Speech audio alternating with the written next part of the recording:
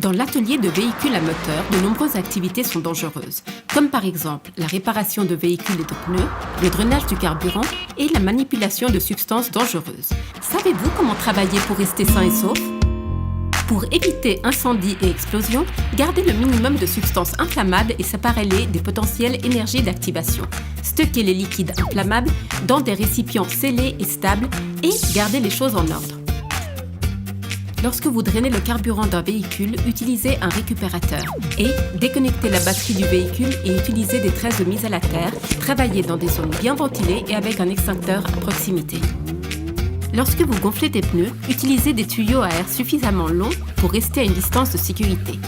Et gonflez les pneus dans une cage ou ancrés au sol pour enfermer les éléments en cas de défaillance. Lorsque vous travaillez sous un véhicule, une remorque soulevée et inclinée ou une cabine de véhicule, utilisez, pour les soulever et les soutenir, des équipements adéquats et qui aient passé les contrôles de maintenance. Vérifiez que le véhicule ne bouge pas. Lorsque vous utilisez des élévateurs, levez le véhicule et faites-le balancer avant de le lever davantage.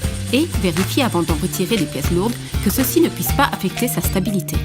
Lorsque vous drainez de l'huile usée, utilisez des systèmes de collecte, mettez des gants en nitrile, et lavez-vous régulièrement les mains. Pour réduire le danger d'exposition aux vapeurs des véhicules, connectez les équipements d'extraction si les moteurs sont allumés dans un atelier fermé et gardez-le bien ventilé. N'oubliez pas que vous êtes exposé dans votre garage à de nombreux autres dangers. Alors, avant de commencer toute tâche, arrêtez-vous et posez-vous les questions suivantes. Comment vais-je faire le travail ? Ai-je suffisamment d'informations pour ne pas me blesser ?